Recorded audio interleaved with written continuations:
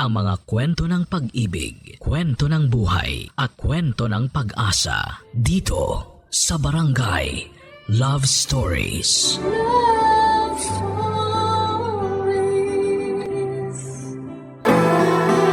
May mga landas sa buhay na kailangan nating tahaking mag-isa. Sa ganung paraan ay mas makikilala natin ang ating sarili at maaari pa nating madiskubre kung sino yung mga karapat-dapat nating maging kasama. Ikaw kabarangay, minsan ka na bang naligaw sa daang tinatahak mo? Dear Papa Dudut, ang pag-ibig, pwede yang ikumpara sa maraming bagay sa mundo. Pero para sa akin, ang pag-ibig ay parang pag-akyat sa bundok. Siyempre sa una, andon yung excited ka, pero habang nasa daan ay makakaramdam ka ng matinding pagod at hingal. Maiisip mo na hindi pala ganon kadali at parang gusto mo nang sumuko, Papa Dudut. Hindi rin patag ang daan paakyat sa tuktok ng bundok. Puro lubak-lubak, madulas at mabato, na pwede pang dahilan para madapa, masaktan at masugatan ka. Bago ko po ipagpatuloy ang aking kwento ay gusto ko po munang magpasalamat sa inyong programa na Barangay Love Stories. Sakaling mapili niyong itampok ang sulat ko, itago niyo na lamang po ko sa pangalang Lorene, 30 years old at taga Mandaluyong. Mahilig po akong umakyat ng bundok, Papa Dudut, at masasabi ko na marami-rami na rin akong summit na narating. Halimbawa na doon yung paborito at binabalik-balikan kong bundok sa Benguet Mountain Province, na kung tawagin ay Mount Ulap. Naakyat ko na rin po ang Mount Pulag na nasa parehong probinsya, Mount Macolot sa Batangas, Mount Pinatubo sa Zambales, Mount Daraitan sa Rizal at marami pang iba. Sa totoo lang ay wala akong hobby noon. Boring akong tao, kundi lang talaga ako na impluwensyahang umakyat. Sa bundok ng mga kaibigan ko ay baka wala akong ibang ginagawa sa buhay ko ngayon, kundi ang magpakalunod sa mga papeles sa opisina namin. Papa Dudut, sumulat po ako para ikwento ang buhay, pag-ibig ko na mayahalin tulad sa nakakapagod at nakakahingal na karanasan ko sa tuwing umaakyat ako sa bundok. Magsisimula po ang lahat nung nasa college ako. Meron po akong nobyo si Arlo. Noong mga panahon na yon ay transfer ako sa eskwelahang pinapasukan niya. Matapos naming lumipat ng bahay dahil nag-iba ang destino ng trabaho ni Daddy. Malungkot nga ako noon kasi nasa second semester na ako sa kurso ko at naiwan sa dati kong paaralan yung mga close friends ko. Pero wala naman akong nagawa. Natatandaan ko pa na noong unang araw ko sa klase namin ay tahimik lamang ako. Kasi wala pa akong kakilala at kaibigan sa mga bago kong kamag-aral. Tapos nung lunch break, mag-isa lamang akong kumakain sa kantin. Yun din po yung pagkakataon na nilapitan ako ni Arlo para makiupo sa tabi ko at makisalo sa mesang kinakainan ko. Simula noon ay naging magkaibigan na kami, Papa Dudut. Gwapo po si Arlo. Artistahin, tisoy, may dimple sa magkabilang pisngi at merong magagandang pares ng mga mata. Crush na crush nga siya ng karamihan sa mga babae at binabae sa school namin at kabilang na ako doon. Pero alam ko na malabong magustuhan niya rin ako at maging special someone niya kasi napakasimple ko lamang talaga. Tamang pulbos lang at suklay. Sa kabila ng hindi namin pagiging mag-on, nakakaramdam pa rin ako ng selos, lalo na nung isang araw ay may nakita na lamang akong babae na umaaligid sa kanya. Tapos ay pinansin niya at madalas na niyang kasama. Sa inis ko ay iniwasan ko po si Arlo, bagay na napansin naman niya, Papa Dudut.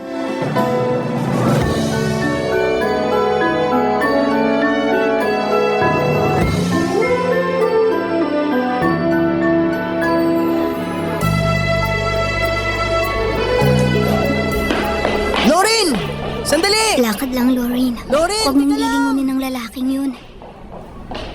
Uy, Loren! Buti naabutan kita. Ang bilis mo maglakad eh.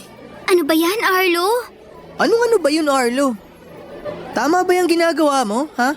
Alin ba? Yung pag-iwas mo sa akin. Akala mo di ko napapansin na ilang araw mo na akong iniiwasan, ha? Baka nag-i-imagine ka lang. Hindi kita iniiwasan, no? Pinagsasabi mo. Eh anong tawag mo dun? Nung isang araw, imbis na dumaan ka sa tapat ng room namin para sana sabay tayong pumunta sa kantin, umiwas ka. Dumaan ka dun sa likod. Mas napalayo ka pa tuloy. At least nakapag-exercise ako. Medyo kailangan ko na rin kasi magpapawis. Loren, may problema ba tayo? Siyempre, wala. Bakit naman tayo magkakaproblema? Hindi ko alam, kaya nga ako nagtatanong eh. Kasi kung meron man, sabihin mo sa akin para mapag-usapan natin. At kung may nagawa man akong mali, itatama ako para di ka na magalit sa akin. Una, hindi ako galit. Ikalawa, wala tayong dapat pag-usapan, Arlo. Kung gusto mo, dun ka na lang sa babae mo makipagkwentuhan. Kasi 'di ba? Mas mukha siya masarap kasama kaysa sa akin. Ha? Sinong babae ba yun? Yung lagi mo ngang kasama. Yung kasabay mo pumasok tapos umuwi nung nakaraang araw. Ah! Si Mirasol. Kahit ano pang pangalan niya, dun ka na. Loren naman. Huwag mo akong maganyan-ganyan ah. At huwag mo na rin subukang itanggi kasi nakikita ko kayong lagi magkasama. Kulang na lang buntutan ka niya hanggang sa klase mo. Ganun na ba kayo ka-close? Tapos kung makatawa ka pa sa mga kwento niya, kita ko pang ngala-ngala mo. Ha! Diyan ka na. Uy, teka, huwag kang umalis. At bakit? May klase pa ako. Pag ako na-late sa klase ko, isusumbong kita sa prof ko. 5 minuto. Ano? 5 minuto ka ako. Bigyan mo lang ako ng 5 minuto para makapagpaliwanag. Bakit ko naman gagawin yon? Gusto ko lang linisin pangalan ko sa'yo. Kasi baka kung ano-ano na yung tumatakbo dyan sa isip mo tungkol sa amin ni Ate Mirasol eh. Ate? Kita mo na. Gulat ka, no? Nauubos yung 5 minuto mo. Pinsan ko si Ate Mirasol. Pinsan? Oo, close kong pinsan yun. Kahit nung mga bata pa, malapit na talaga kami. Kaso, nilipat siya ng school nung nag-high school siya, kaya nagkahiwalay kami. Pero ngayon, nag-transfer si Ate Mirasol sa university natin para ipagpatuloy yung pag-aaral niya. Yun nga lang, nauna na ako sa kanya na 1 taon kasi first year college pa lang siya. Kaya ba kayo lagi magkasama kasi ginagala mo siya sa eskwelahan natin? Oo, hindi niya pa kasi kabisado eh. Hindi pala dapat engineering kurso mo? Dapat tourism? Hindi pa rin ba tayo bate? Ano tayo mga bata? Tanong ko sagutin mo. Okay na ba tayo? Okay naman tayo. Hindi ka na nagsiselos? Ha? Hindi ah. Bakit naman ako magsaselos? Feeling ko lang kasi nga iniiwasan mo ako. Akala mo siguro type ko si Ate Mirasol, no? Nun yun, bago ko pa malaman magpinsan kayo. Aray naman. Inisip mo talaga na magkakagusto ako sa kanya kung hindi ko siya pinsan? Oo, kasi babaero ka. Tsaka, dami kaya nagkakandara pa sa yung mga babae at binabae. Hindi mo ba napapansin? Kulang na lang humaba mga leeg nila kakasunod saan ka man pumunta. Ay, kaloka. Minsan nakakainis. Kasi pag magkasama tayo, pakiramdam ko, maraming mata yung nagbabantay sa mga kilos ko. Wala tayong magagawa. Gwapings tong kaibigan mo eh. Wala naman akong planong gawin. Tsaka hangin mo rin talaga, no? Sige ka, pakatamaan ka ng kidlat. Grabe ka naman. Aalis na ako. Tapos na ang 5 minuto mo. Sandali. May sasabihin pa ako. Ano ba kasi yun? Dalian mo, malilate na ako. Gusto kita, Loren. Huwag mo nga akong pinaglololo ko. Nakakapikon ka na ah. Teka, huminahon ka muna kasi. Tsaka hindi kita niloloko. Mukha lang ako maloko pero seryoso ako sa nararamdaman ko sa'yo. Gusto ko itang ligawan, Loren. Hindi papayag si Daddy. Kakausapin ko daddy mo. Pupunta ako sa bahay niyo para formal na ipagpaalam sa mga magulang mo na gusto ko itang ligawan. Please, Loren. Pumayag ka na. Seryoso ako. Gustong gusto talaga kita. Si Arlo po ang unang lalaki na nagpakita sa akin ng interes na ligawan ako, Papa Dudut. Kaya magkahalong kaba at excitement ang namayani sa akin ng mga panahon na yon. Tapos nagulat na lamang ako nung isang araw ay tinutuon niya ang minsan niyang sinabi na pupuntahan ako sa bahay namin para ipagpaalam sa parents ko ang panliligaw niya. Inarap niya po sina daddy at mommy at sinserong sinabi sa kanila na gusto niyang hingin ang kanilang permiso. Kaya lang ay hindi po pumayag si Daddy na maging kami habang nag-aaral pa kaming pareho. Bagay na nirespeto ni Arlo kaya nagustuhan siya ng mga magulang ko. Mabilis na nagdaan ang mga araw, linggo, buwan at taon. Consistent po si Arlo sa panliligaw niya sa akin kahit na wala siyang tsansa na sagutin ko dahil hindi pa kami graduate. Pero hindi na po ako noon makapaghintay, Papa Dudut, dahil hulog na ako kay Arlo. Bukod doon ay nababanggit din ng mga kaibigan ko na baka pag pinatagal ko pa ang pagsagot kay Arlo ay mag-iba ang ihip ng hangin. Magkagusto siya sa iba at ayaw ko pong mangyari yon. Kaya naman sinuway ko ang bili ni Daddy matapos kong ibigay kay Arlo ang matamis kong oo. Hindi nagtagal ay naging kami pero nilihim po namin yon sa lahat lalo na sa parents ko. Nung nakapagtapos na kami sa pag-aaral ay si Arlo sa kurso niyang engineering at ako naman ay accountancy. At nung nagkaroon na rin kami ng maayos na trabaho at karera ay saka lang namin inamin kina Mami at Daddy ang lahat. Hindi naman sila nagalit, Papa Dudut, pero pinayuhan nila si Arlo na huwag akong sasaktan. Sobrang swak po kami ng boyfriend ko. Nagja-jive ang mga ugali namin. Maintindihin po si Arlo, kabisado niya ang mga topa ko at alam niya ang gagawin kapag sinusumpong ako ng toyo ko. Mapagpasensya rin siya at malalahanin, lalong-lalo na sa mga magulang ko. Legal sa parehong pamilya namin ang aming relasyon, Papa Dudut, kaya akala ko ay wala na pong makakapaghiwalay sa amin ni Arlo.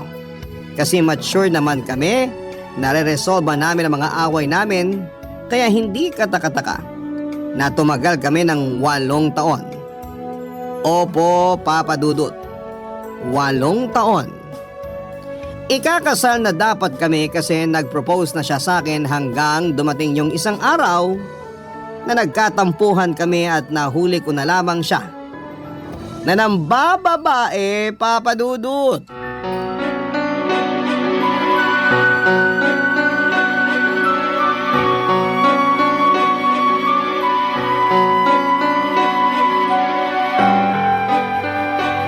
Kaya naman pala hindi mo sinasagot cellphone mo? May iba ka palang pinagkakaabalahan. Lorin, pwede ba? Huminahon ka lang. Mamaya may magreklamong unit dahil sa ingay mo eh. Wala akong pakialam. Magagalit ako hanggat gusto ko kasi may karapatan ako. Demonyo ka, Arlo! Pinagkatiwalaan kita pero sino yung babaeng nahuli ko na kinakama mo? Wala lang kasi... Parang tanga naman, Lorin, no? Bakit mo ako sinampal? Tinatanong mo pa talaga, ha? Kung tutuusin, kulang pa yan. Dahil gigil na gigil ako sa'yo. Kung hindi mo lang pinaalis yung malanding babaeng kasama mo kanina, baka sabay ko na kayong binalata ng buhay. Yan! Yang ganyang ugali mo talaga yung ayaw ko. Pinalaki ka bang ganyan ng mami mo? Hindi naman, di ba? Saan mo ba nakuha yung ugaling kanal mo? Huwag mo kong baliktarin dito. Dahil hindi ako magkakaganito kung hindi ka nagloko. Wala lang pala yung babaeng yun, ha? Pero kinama mo na siya. Diyan pa sa kama kung saan may nangyayari sa ating damuho ka. Ay, sorry na, okay? Natukso lang ako. Anong klaseng katwiran yan? Alam ko na mali, pero natukso ako eh. Hindi ko napigilan yung init ng katawan ko. Pero maniwala ka, wala lang yung babaeng yun.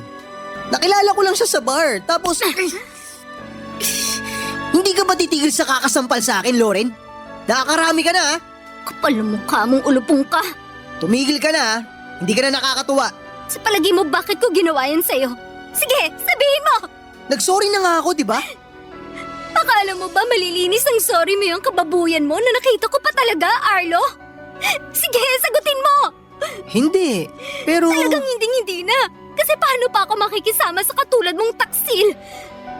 Paano pa ako tatabi sa'yo sa kama? Alam ko meron kang ibang babae na ginagalaw. Kakadiri ka!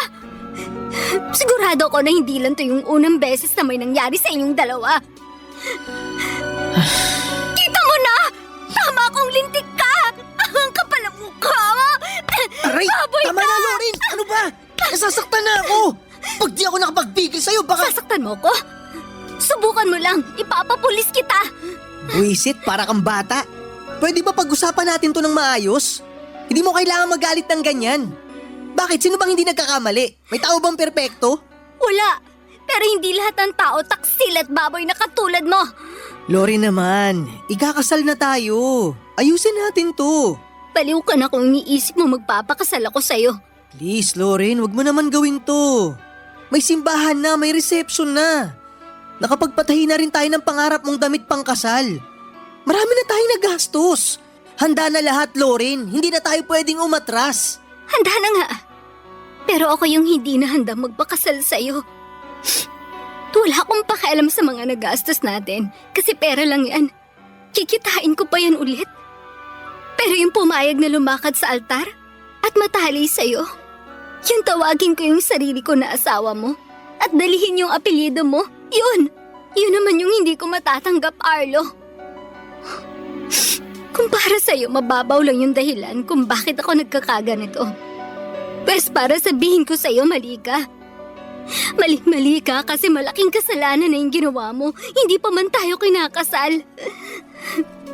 Kaya paano ko pa mangangako sa harap ng Diyos na magiging tapat sa pagsasama natin kung ngayon pa lang nagkasala ka na? At kahit na nagsorry ka, kahit ano pa mga dahilan mo, natukso ka o ano, naging mahina ka pa rin. Hindi mo na ako iniisip. Masyado ka marupok kaya dapat lang sa'yong hiwalayan. Bakit parang sa tono mo ako lang ang sinisisi mo? Parang ako lang ang may kasalanan dito. May kasalanan ka rin naman sa nangyari. Masyado mo kasing inatupag yung trabaho mo nitong nakaraan. Kaya akala ko wala lang ako sa'yo. Kaya umanap ka ng kalinga sa iba? Ganun ba yun? Oo, pero nagsisisi na ako. Baliw ka na. Wala nang saysay ang pagsisisi mo dahil sinira mo na kung ano yung meron tayo. Maghiwalay na tayo, Arlo. Ano? Tapusin na natin lahat kasi wala na rin patutunguhan ng pagsasama nating to. Ayoko sa lahat yung iniiputan ako sa ulo. Kung gusto mo, ituloy niyo na lang ng babae mo yung milagrong ginagawa niyo. Wala na akong pakialam. Masunog sana kayo sa impyerno. Hiwalay na tayo! Ang sakit-sakit, Papa Dudut. Para akong mamamatay ng araw na yon. Sinong hindi magdaramdam ng husto kung yung lalaking mapapangasawa mo na sana ay aagawin sa'yo ng iba? Pero bukod sa matinding panghihinayang ko sa relasyon namin ni Arlo ay yung hustong galit at pagkamuhi ko sa kanya.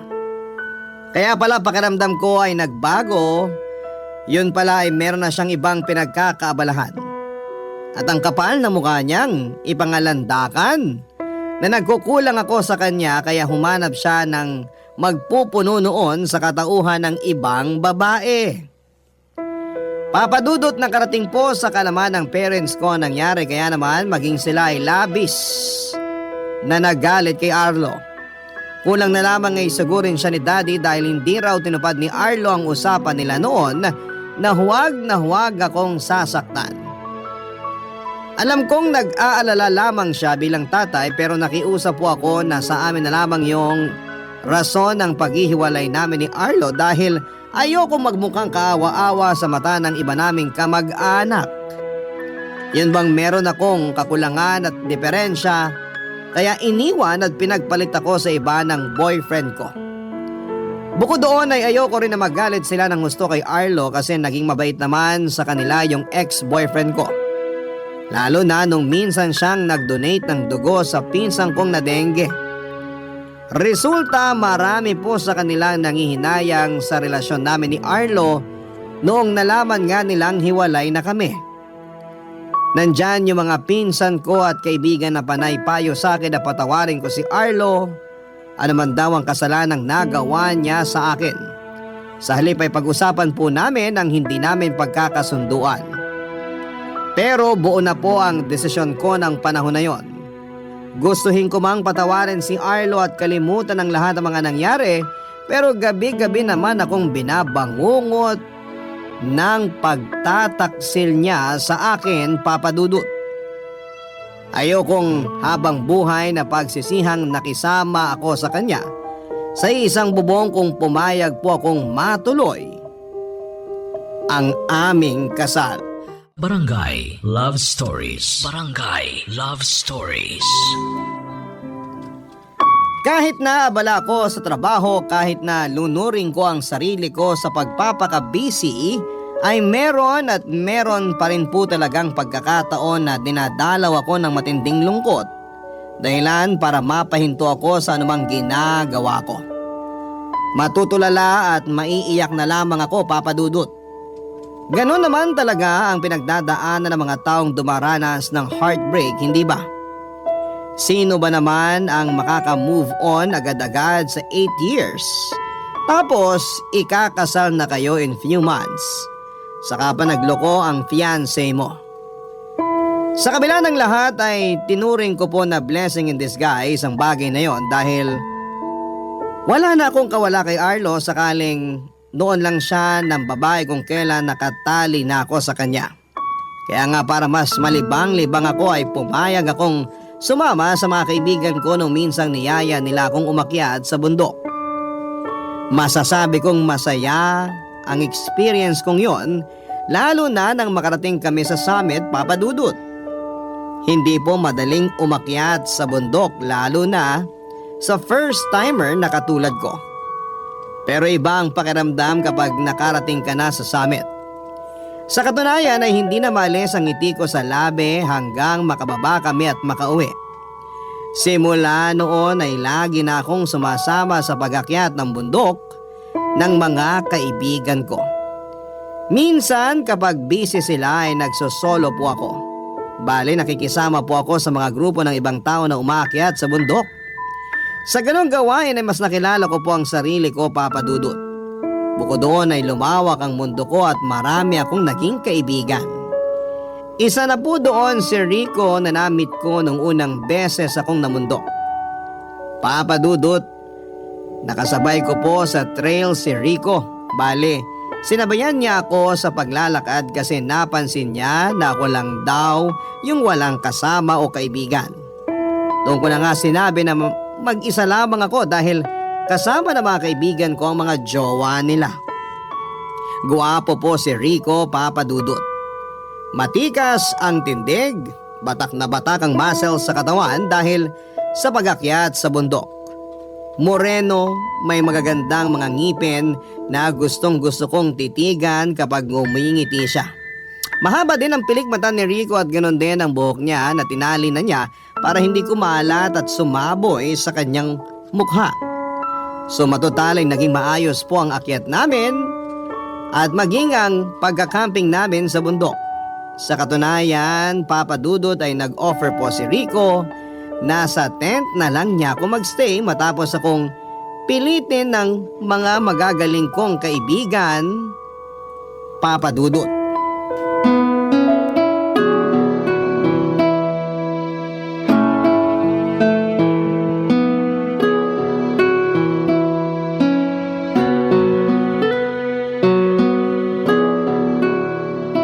Sana hindi umulan para hindi dumoble yung lamig. Parang hindi naman. Tirik na tirik yung araw kanina. Hindi mo kabisado panahon sa bundok. Pabago-bago. Ganun ba? Paano yan pag umulan? Hindi ba kaya nitong tent mo? Kaya naman. Basta wag lang humangin ng malakas. Pero hayaan mo na. Kasi mukhang tama ka nga. Hindi naman uulan. Halika, upo ka rito sa tabi ko. Ayoko nga. Baka mamaya may magalit eh. Sino namang magagalit? Rico, huwag mo nang bilugin ang ulo ko. Una, sinabayan mo ako paakyat dito sa campsite kanina. Tapos ngayon pinatuloy mo ako dito sa tent mo. Akala mo ba manhid ako? Akala mo hindi ko alam na may jowa ka na o asawa? Kasi may singsing ka na dyan sa daliri mo. Paano ko magalit sa'yo yon kahit na wala naman tayong ginagawang mali? Masyado ka naman nag-aalala, Lorin. Sinong hindi mag-aalala? Mamaya maging dahilan pa ako ng pag-aaway nyo. Or worst, awayin pa ako ng jowa o asawa mo. Ayoko ng gulo. Kaya nga ako sumama sa mga kaibigan ko mamundok kahit na hirap ako sa pag-akit dito kasi gusto ko ng peace of mind. Maling-mali talaga na pumayag ako magstay dito sa tent mo porque wala akong dalang sarili ko at wala na akong espasyo dun sa tent ng mga kaibigan ko. Paalis na ako. Sa labas na lang ako kahit malamig. May jacket naman ako. Lori naman, huwag ka nang lumabas ng tent. Baka sipunin ka. Madali lang namang gamutin yung sipon kesa pasa sa mukha sakaling awayin ako ng jowa o asawa mo. Wala akong jowa o asawa, kaya pwede ka nang kumalma. Ha? Pinaglololoko mo ba ako? Hindi kaya, nagsasabi ako ng totoo. Eh bakit may suot kang singsing? Eto ba? Mahabang kwento. Makikinig ako. O sige, pero sana di ka antokin. Magkwento ka na lang kasi. Engagement ring namin ng girlfriend ko tong singsing na suot ko. Sinasabi ko na nga ba? May fiancé ka na, ikakasal ka na. Noon yun, pero iwalay na kami ngayon. Sinusuot ko lang tong singsing kasi nangihinayang ako sa sana'y masayang kasal namin. Hindi ba mas masakit? Kasi may alaala ka pa rin ng nabigong pag-ibig nyo? Masakit, oo. Pero hinahayaan ko na lang sarili ko na maramdaman yung sakit na yun. Hanggang matanggap ko na hindi na talaga matutuloy yung kasal namin. Ay, 10 taon din kami, Lorin. Bago yun natapos sa isang iglap. Sorry, Rico. Hindi ko naman akalain na ganyan pala kabigat yung dinadala mo. Hindi mo naman kailangan mag-sorry. Wala ka naman ginawang mali. Saka choice ko naman na suotin pa rin tong singsing namin. Kasi hanggang ngayon, mahal ko pa rin siya. Hihintayin ko na lang magsawa tong puso ko. Alam ko pag nangyari yun, nakalimutan ko na siya. Hindi pala tayo nagkakalayo ng pinagdaanan. Yun din ba ang dahilan kaya umaakit ka sa bundok? Ako kasi oo eh. Sawa na ako magmukmuk sa bahay at sa opisina namin. Kaya pumayag akong sumama sa mga kaibigan ko papunta rito. Tama ka, yun din dahilan ko. Pero alam mo ba na dati sabay kaming umaakit sa bundok ng ex-girlfriend ko? Mas masakit na mag-isa ka na lang ngayon. Nung una, aminado akong nahihirapan ako. Pero habang tumatagal, mas nakikilala kong sarili ko. Nasabi ko na lang na kaya ko palang makarating sa tuktok kahit hindi siya kasama. Congratulations. Senyales yan na nakaka-move on ka na. Pero pwede ko ba malaman ang rason ng hiwalayan nyo? Pinagpalit niya ako sa iba. Pero bago yun, akala ko trabaho at pangarap lang niya yung kakompetensya ko sa kanya. Sa loob ng 10 taon naming magkarelasyon, maraming bagay na gustong matupad ang ex-girlfriend ko. Isa na dun yung makapagtrabaho siya sa abroad at mag-migrate. Siyempre, sinuportahan ko siya sa pangarap niyang yun. Kahit 2 beses na niyang nireject ang proposal ko. Mahal ko kaya inunawa ko. Umalis siya sa Pilipinas matapos siyang makatanggap ng job offer para makapagturo sa isang university sa Florida. Pero napansin ko na lang na kapag mas inuunawa mo pala ng gusto yung tao at yung mga rason nila, mas nagiging daan yon para abusuin ka nila. Di ko alam na may nakilala na pala siyang ibang lalaki dun, Amerikano. Tapos naging sila bago siya nakipaghiwalay sa akin sa cellphone. Huling balita ko, kinasal na sila at pinoproseso na yung papeles niya para maging US citizen. Grabe, hindi ako makapaniwala. Nagawa sa'yo yun ng ex-girlfriend mo? Oo, para sa pangarap niya. Ayaw niya kasing bumuo kami ng pamilya rito sa Pilipinas. Pero hindi naman ganun kadali yung gusto niyang mag-migrate kami dahil nandito yung negosyo ko eh. May plano naman ako, pero sana binigyan niya pa ako ng panahon. Kawalan niya kasi sinayang kanya, Rico. 10 taon. Grabe. 2 taon lang ang lamang sa amin ng ex-boyfriend ko na nagtaksil naman sa akin. Pareho pala tayong sawing palad. Malas sa pag-ibig. Hindi naman siguro. Maling tao lang yung minahal natin. Alam mo ako, kahit paano nakakausad na rin. Pinagpapasa Diyos ko na lang ang lahat. Basta mag-focus ako sa paghilom ng puso ko at sa sarili ko. Hindi ko na masyadong iniisip yung pananakit sa akin ng ex ko. Kasi alam ko sa sarili ko, kawalan niya yung paghihiwalay namin. Yun na lang din ang isipin mo, Rico. Kawalan ng ex-girlfriend mo yung paghihiwalay niyo kasi sinayang ka niya. Sana hindi sila karmahin sa ginawa nila sa atin. Gusto ko na lang maging masaya tayo. Yan din naman ang gusto ko. Pero sana, ganun lang din sila kadaling kalimutan. Simula noon, pag hindi ako nagsosolo sa pag-akyat ng bundok ay si Rico na po ang kasakasama ko, Papa Dudut.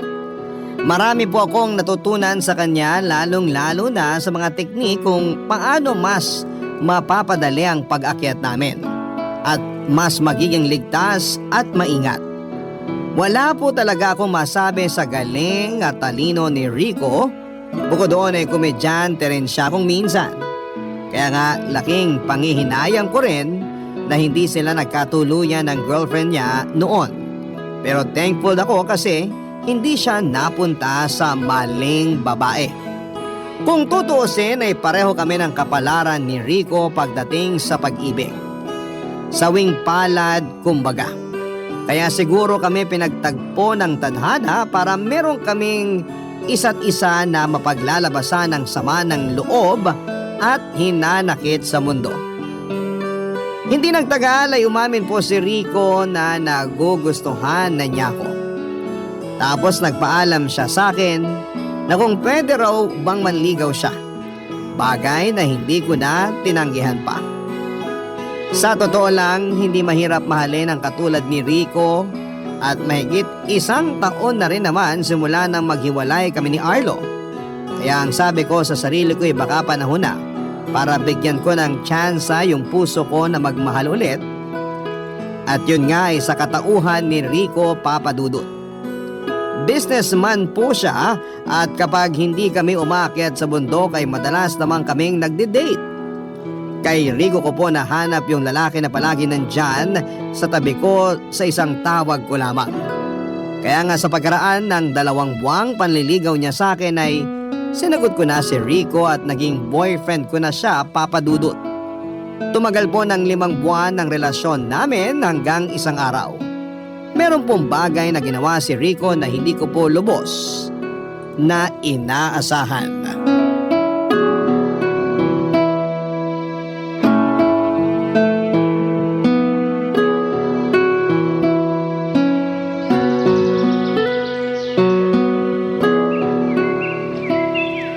Halika rito, Lorin. Dito tayo banda. Sweetie, baka hanapin na tayo ng mga kasamahan natin. Kanina pa tayo nakahiwalay sa kanila. Hindi yan. Saka nakausap ko naman yung guide natin. Sabi ko, bigyan lang ako ng ilang minuto bago tayo bumaba. Wala naman tayong kasunod na grupo na aakyat dito sa summit. Okay, pero bakit mo ba kasi ako hinatak dito? Basta. Ayaw mo ba ng group picture sa kanila? Gusto, pero mamaya na yun. Kasi may mas importante akong bagay na gustong gawin. Ano yun? Sandali kunin ko lang. Nako, buti hindi nahulog. Rico, ano yan? Singsing ba yan? Oo, sweetie. Singsing to na simbolo ng walang hanggang pagmamahal ko sa'yo. Teka, lulud ako. Uy, wag na! Wag na, kasi baka mapatingin pa sila rito. Hayaan mo sila. Alam naman nila plano ko, kaya nga game na game silang pabayaan tayo rito. Rico naman uy hala, lumuhod ka nga. Lorin, alam ko hindi pa nagtatagal simula na magkakilala tayo.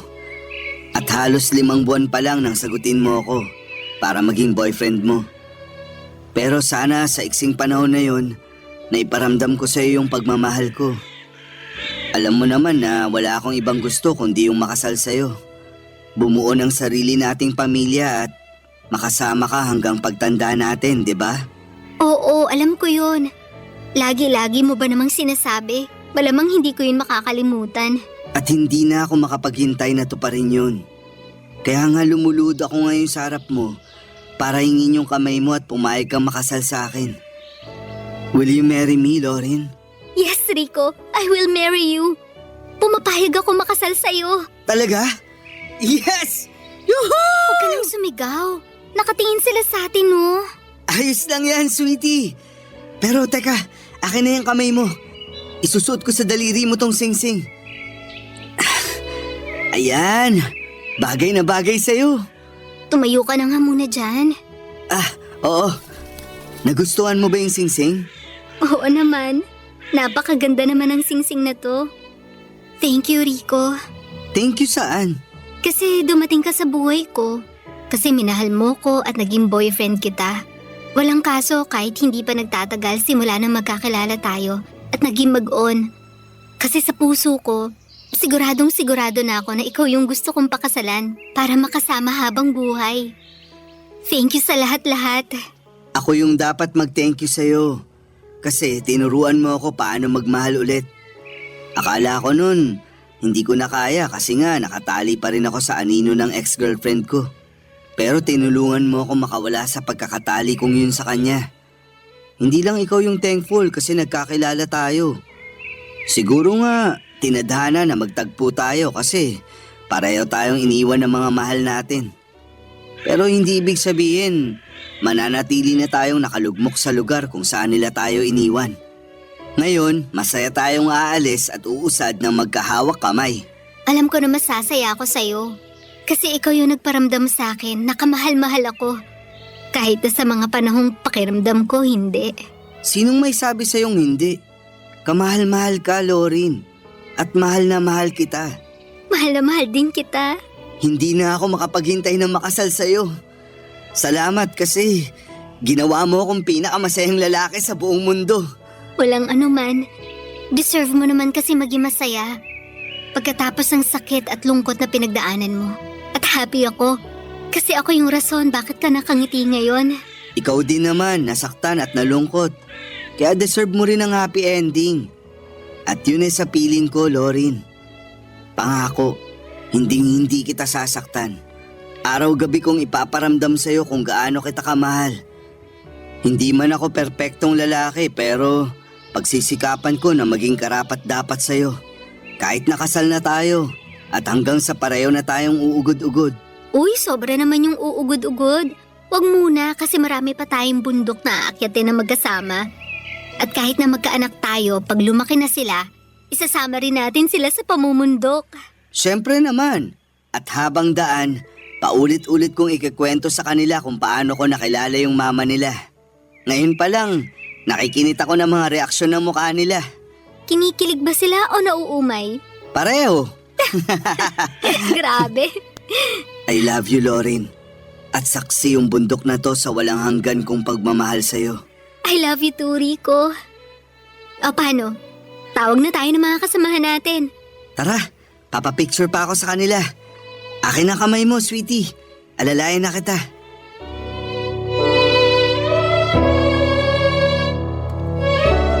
Mahal ko po si Rico, Papa Dudut, at walang duda yon.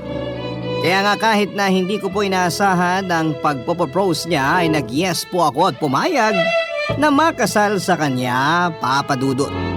Laging sinasabi sa akin ni Rico na mahal niya ako, na gusto na niya akong maging asawa. Sa totoo lang ay wala naman po yung kaso.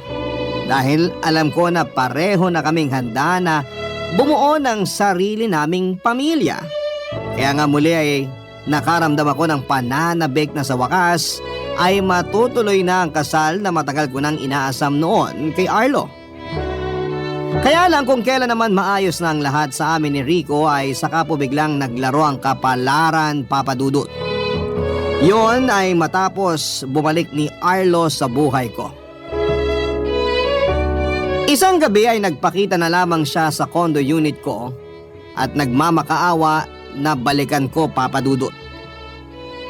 Siyempre hindi ako pumayag at sinumbat ko sa kanyang lahat-lahat ng masasakit at masasama niyang ginawa sa akin noon. Naminahal ko siya tapos ay pinagpalit lamang niya ako sa taong walang kwenta. Sisirin po si Arlo ng panahon na yon na kumuha ng lakas ng loob sa alak para makipagkita sa akin. Opo, Papa Dudut. Bahagya siyang nakainom kaya hindi na niya napigilan ang tinding emosyon na nararamdaman niya. Nagmanikluhod siya sa harapan ko, ang ex-boyfriend ko, at nagsumamo na patawarin ko siya. Tatawag na sana ako noon ng guard kaso bigla po niya akong hinalikan sa labi ko dahilan para manumbalik sa akin ang lahat-lahat ng matatamis naming pinagsamahan. Tapos aaminin ko po sa inyo na naging mahina ako dahil nagustuhan ko ang halik niya. At pumayag akong may mangyari sa amin ng gabing yon. Barangay Love Stories. Barangay Love Stories. Pinalis ko po si Arlo sa condo unit ko kinabukasan at sinabi sa kanya na malaking pagkakamali na may nangyari sa aming dalawa. Tinanong ulit ako ni Arlo kung mahal ko pa raw ba siya at kung may tsansa na magkabalikan kami. Sinabi ko po na hindi ko na siya mahal at wala nang chance ang relasyon namin dahil ikakasal na ako kay Rico. Galit na galit po si Arlo nang malaman ang tungkol sa amin ng boyfriend ko, Papa Dudut. Pero mas galit ako sa kanya dahil sa ginawa niya sa akin. Sinamantala niya ang kahinaan ko at naging makasarili siya, Papa Dudut. Pagalis po ni Arlo ay doon ako humagulhol ng iyak. Alam ko pong malaking kasalanan ang kagagahan na nagawa ko dahil may kasintahan akong tao tapos nakuha ko pang magpagalaw sa ibang lalaki. Hindi ko po magawang tumingin ng diretsyo kay Rico nang magkita kami ng gabing yon para mag-dinner date. Takang-taka ang kawawa kong fiancé dahil wala akong ganang kumain pero nagdahilan na lamang ako na masama ang pakiramdam ko. Hindi tuloy namin nasulit yung gabi kasi maaga niya akong hinatid sa condo unit ko, Papa Dudut. Hindi ko po alam ang gagawin ko at kinakain na po ako ng matinding konsensya. Ang bait-bait sa akin ni Rico tapos tinarantado ko po siya. Kung sa akin niya gagawin yon ay siguradong hindi ko siya mapapatawad. At mas nadagdagan pa po ang takot sa dibdib ko nang mag-positive po ang pregnancy test kit matapos kong makaramdam ng senyales ng pagbubuntis, Papa Dudut. Alam kong si Arlo ang tatay ng baby ko dahil sakto yon sa bilang ng gabi na may nangyari sa amin. Bukod doon, ay 1 buwan na rin kami noong hindi nagkikita ni Rico matapos niyang magkaroon ng business trip. At yung dinner date na yon, sana ang una naming pagkikita after a month. Papa Dudut, alam kong hindi ko maililihim habang buhay ang baby sa sinapupunan ko. Ayoko namang gumawa ng isa pang kasalanan kung ipapalaglag ko ang bata. Anak ko pa rin siya. Nananalaytay pa rin sa kanya ang dugot laman ko. Kaya ginawa ko po ang isang bagay na alam kong makakabuti sa amin ang anak ko. Umasa na lamang po ako na papanigan kami ng kapalaran at sa huli magiging maayos pa rin ang lahat, Papa Dudut.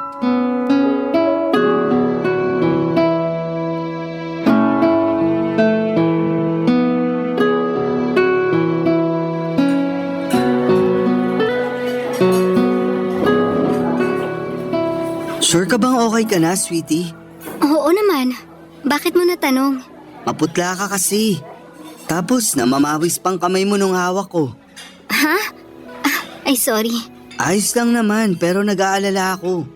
Ayos lang ako. Wala akong sakit, sweetie. Hindi mo kailangan mag-alala. Lauren, Pakiabot ng tubig. eto. Ano ba nangyayari? Kailangan na ba kitang dalhin sa ospital? Hindi. Kumalma ka lang. Okay lang talaga ako. Salamat pala sa tubig. May sakit ka eh. Paano ako kakalma? Rico, wala akong sakit, okay? Buntis ako. Ha? Buntis ka? Oo.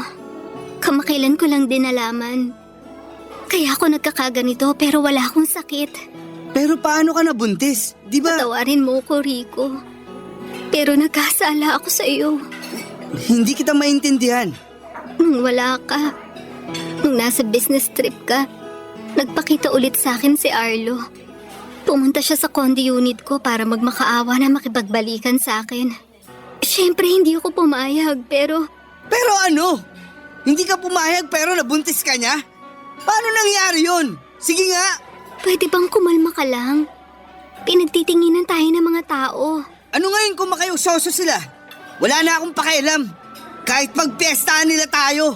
Kasi masakit yung ginawa mong pagtataksil, Lauren. Kaya nga nagiging tapat na ako sa'yo ngayon. Natukso ko, nagkamali. Naging mahina ako kaya may nangyari pa rin sa amin ni Arlo ng gabing yun. Pero kinabukasan sinabi ko sa pagmumukha niya na hindi ko na siya mahal. Dahil ikaw ang mahal ko, Rico. Sa tingin mo, kaya pa kitang mahalin pagkatapos ng lahat? Anong ibig mong sabihin? Nagpagalaw ka sa iba habang tayo pa. Tapos ngayon dinadala mo dyan sa tiyan mo yung batang hindi ko naman dugot laman. Kaya paano pa ako makikisama sa'yo? Sige nga. Hindi ka na nakikinig. Ikaw nga yung mahal ko. Ikaw yung pinili ko. Hindi na matatakpan ng pagmamahal mo sa akin yung kasalanan na nagawa mo, Lorin. Hindi mo na ba ako mapapatawad? Hindi kita kayang patawarin. Baka pag nagtagal, baka pag nabagok ulo ko tapos makalimutan kita. Pero hindi ngayon. Alam ko naman na nagkamali ako kaya sising-sisi na ako. Ayoko lang na gumawa pa ng isang pagkakamali. Kaya kahit mahirap, sinabi ko sa iyo yung totoo. Bakit parang lumalabas na utang na loob ko pa sa iyo yung pagsasabi mo ng totoo? Hindi mo habang buhay may tatago yung pagbubuntis mo, Lorin. Lalaki at lalaki ang tiyan mo at kay-questionin din kita. Alam mo, mas masahol ka pa sa ex-girlfriend ko. Pero pareho lang kayong manloloko. Wag na wag mo akong ikukumpara sa kanya. Magkaiba kami. Wala kayong pinagkaiba. Kasi pareho nyo lang akong sinaktan. Akala ko pa naman ikaw na yung babaeng makakasama ko habang buhay. Pero nagkamali pala ako. Napakasama mong tao, Lorin. Wala kang konsensya. Rico, please. Intindihin mo sana yung sitwasyon ko. Hindi ba makasarili na hilingin mong intindihin kita? Nasasaktan nga ako sa ginawa mo sa akin. Ayaw na kitang makita ulit, Lorin. Bahala ka na sa buhay mo. Saan ka pupunta? Sandali. Huwag mo kong iwanan dito. Mag-usap tayo. Makinig ka muna sa akin. Wala na tayong dapat pag-usapan. Kasi narinig ko ng mga dapat kong marinig. Mahal kita. Pero hindi sapat yon para gustuin pa kitang makasama bilang asawa ko. Kaya pasensyahan na lang tayo. Maghiwalay na tayo. Wag na wag kang magpapakita sa akin. Kasi sukang-suka ako sa pagmumukha mo. Rico, sandali. Huwag mo kong iwan, Rico. Hindi ko kaya pag nawala ka sa akin. Pakiusap, huwag kang umalis. Bitiwan mo nga ako. Hinabol mo pa talaga akong baliw ka. Di ka na ba nahiya sa mga tao rito? Wala akong pakialam sa kanila. Yung mahalaga sa akin yung relasyon natin. Pinagsasabi mong mahalaga sa'yo relasyon natin. Nung nakipaglampungan ka sa ex-boyfriend mo, naisip mo ba yung pesteng relasyon natin? Sarili mo lang inisip mo, Lorin. Tapos ngayon, gusto mong akuin ko pagpapalaki sa batang hindi naman galing sa akin? Huwag ka nga. Palagay ko mas karapat dapat na si Arlo yung niluluran mo at sinasabi ang panagutan niyang sanggol na nasa tiyan mo. Kasi siya naman yung tatay. Aalis na ako. Huwag mo na akong susundan. Arlo, sandali. Arlo, huwag mo akong iwanan dito. Sa ikalawang pagkakataon ay nadurog po ako, Papa Dudut. Pero masasabi ko na triple ang sakit ng isang palsakin ni Rico ang mga salitang kahit kailan ay hindi ko inaasahang maririnig ko mula sa kanya. Ang kirot-kirot ng puso ko na kulang na lamang ay ikamatay ko. Nagmakaawa po ako kay Rico na huwag niya akong iwanan. Alam kong sobra at kakapala ng mukha pero gusto ko pong pakasalan niya pa rin ako sa kabila ng pagtataksil ko sa kanya. Wala naman po akong hangad na masama, naging mahina lamang po ako sa puso't isipan kaya nadaig ako ng aking emosyon. Pero alam kong pagiging makasarili kung ipipilit ko ang gusto ko dahil sobrang sakit po ng nagawa ko sa lalaking walang ginawa kundi ang mahalin ako at minsan ay naghangad na magkapamilya kami at makasama ako hanggang sa pagtanda. Hindi ko na po hinabol si Rico ng gabing iniwan niya ako at niluhod ko na lamang ang sarili ko sa pag-iyak. Sa pagkakataong yun ay pinilit ko pong magpakatatag alang-alang sa baby na nasa tiyan ko, Papa Dudut. Hindi po ako pwedeng manghina at kahit na wasak ako ay hindi ko maaaring pabayaan ang aking sarili dahil may batang umaasa sa akin na maging malakas. Tuluyan na pong nakipaghiwalay sa akin si Rico, Papa Dudut. At blinak na niya ako sa lahat ng social media accounts na meron siya. Hindi na po ako nakarinig sa kanya ng kahit na ano at noong isang beses na pinuntahan ko siya sa kumpanyang pagmamay-ari niya para sana makausap siya ay hindi niya po ako hinarap. Sa halip ay hinayaan niya akong kaladkarin ng gwardya palabas ng building niya. Awang-awa po ako sa sarili ko pero kasalanan ko naman po dahil natukso ako. Doon ko na po naisip kontakin si Arlo para makipagkita sa kanya at sabihin ang tungkol sa ipinagbubuntis ko, Papa Dudut. Higit kanino man, hindi ko kakayaning buhay ng baby ko na mag-isa dahil wala pa akong karanasan sa pagiging nanay. Kaya naman kahit na pinutol ko na ang lahat ng komunikasyon kay Arlo, ay kinapalang ko na lamang ang mukha ko matapos kong makipag-ugnayan muli sa kanya.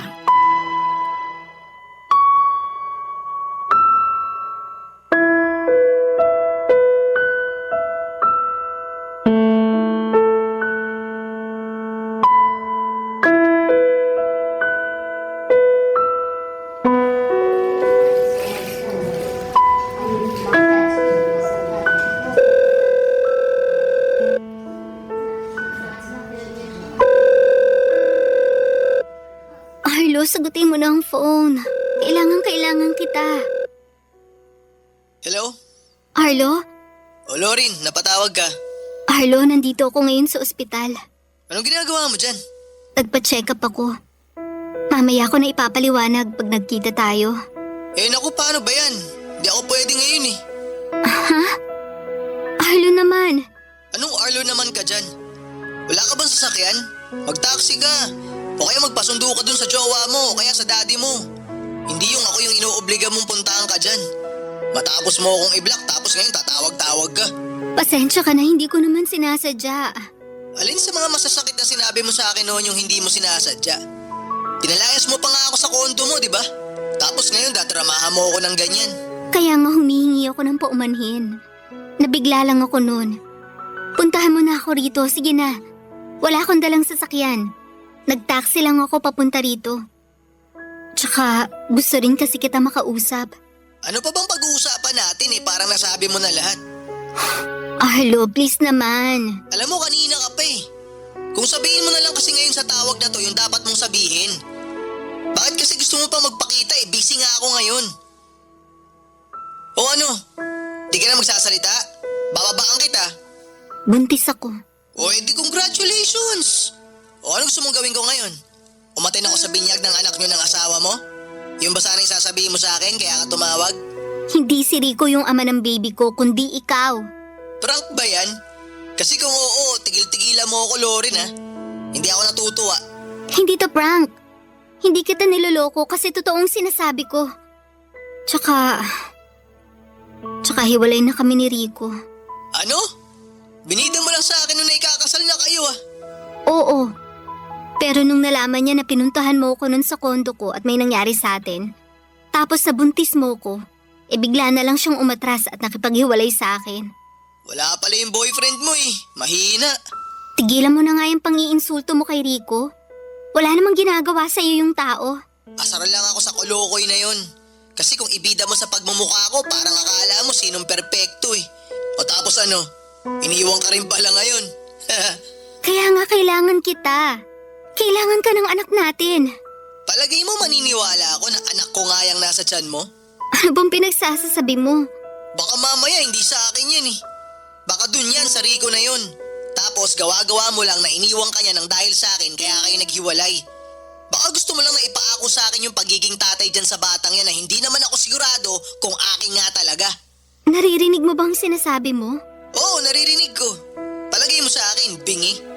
Kung ganun hindi ka ba kinikilabutan? Anak mo yung baby na nasa tiyan ko, ikaw yung tatay. Sigurado ako doon, kaya bakit ganyan ka magsalita? Anak ko man o hindi, wala na akong pakialam sa inyo ng batang yan. Simula nung ipamukha mo sa akin na hindi mo na ako magagawang bigyan ng pagkakataon kahit na sinabi ko naman sa'yo na nagbagong buhay na ako, natauhan na ako noon, Lorin.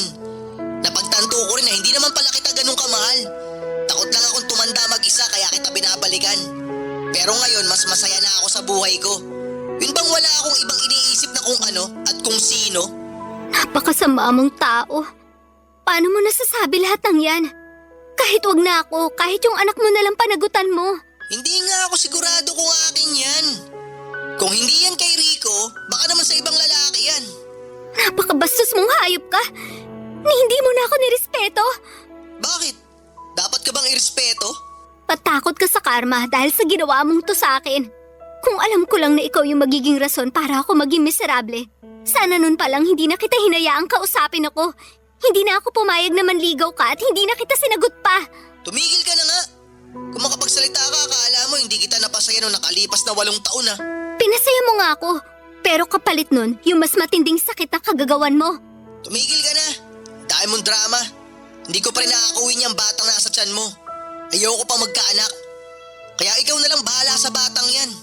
Total, ikaw naman may gusto dyan. Palaki mo. Bigay mo sa mga magulang mo. Paampon mo, ipalaglag mo, wala akong pakialam. Basta wag mo na ako ulit idadamay dyan. Ayoko na magkaroon ng kahit na anong ugnayan sa'yo. Sige na, busy ako. Bababa ako na to. Arlo? Arlo, sagutin mo ang tawag ko, lintik ka!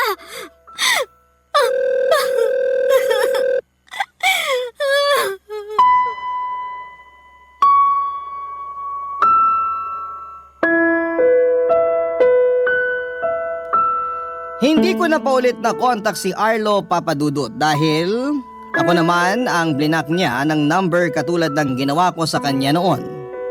Durog na durog po ang puso ko na para bang dinidikdik ng pinong-pino at nangihina ang tuhod ko ng mga panahon na yon. Iyak ako ng iyak at sigaw ng sigaw dahil hindi ko na po alam kung ano ang gagawin ko sa baby na nasa tiyan ko. Nakatulugan ko na lamang yung paghahulhol ko sa matinding pagod, Papadudut. Kinabukasan ay tumawag po ako kina mami at daddy para papuntahin sila sa condo unit ko. Doon ko na nga po ikinuwento sa kanila ang lahat-lahat. Hindi na ako naglihim at lahat ay sinabi ko. Nandun yung nagalit sila sa akin pero mas nanaig po ang pag-aalala nila bilang magulang sa akin at sa magiging apo nila. Kaya naman ura-urada nila akong pinauwi sa bahay namin para mas maalagaan at matutukan nila ang pagbubuntis ko. Dinala ko po at iningatan sa sinapupunan ko ang baby ko at pinangako ko sa kanya na mamahalin ko siya. At hindi ako magkukulang sa kanya kahit na wala siyang kilalaning ama. Mahirap maging single parent pero wala akong hindi kayang gawin alang-alang sa anak ko, Papadudut. Hindi nga nagtagal ay pinanganak ko na nga po ng malusog ang aking baby boy. Wala na po akong balita kay Arlo kung tatanungin niyo ako, Papadudut. Wala na rin akong pakialam sa kanya at ayaw ko na rin siyang maging parte ng buhay ng anak ko matapos ang pagtataksil, Papadudut, na nangyari. Si Rico naman, ang huling balita ko ay kinasal na sa ibang babae. Masaya po ako para sa kanya dahil natupad na niya ang pangarap niyang pamilya. Pero nasasaktan po ako dahil ako sana ang babaeng napangasawa niya. Marami po akong pinagsisisihan sa buhay ko, Papadudut, at isa na doon ay yung naging mahina ako. Nagpatalo ako sa aking emosyon kaya nakagawa ako ng matinding kasalanan. Natukso ako, naging marupok kaya pinagbayaran ko ang balik karma sa mga nagawa ko. Pero ayaw ko naman pong ilugmok ang sarili ko sa nakaraan kung paulit-ulit kong babalikan yung masasakit na alaala. May anak na po ako at mas focus po ako ngayon sa baby ko. Siya po yung tama sa lahat ng mga maling nagawa ko. Siya po yung nagligtas sa akin sa masalimuot kong kinakalagyan noon. Papadudut, kaya naman po mahal na mahal ko ang anak ko. Alam ko na kahit mag-isa lamang ako sa pagtataguyod sa kanya ay buo, masaya at kontento naman ang puso ko. Maraming salamat po, Papadudut, sakaling mapili po ninyong basahin sa programa ninyong Barangay Love Stories ang buhay pag-ibig ko. God bless po and more power sa inyong istasyon. Ang inyong forever kapuso at ka-barangay, Lauren. Ako, gigil na gigil talaga ako sa nangyayari sa kwento natin. O ikaw, kabarangay, kumukulo rin ba dugo mo? Pwede kang mag-iwan ng comment sa ating comment section.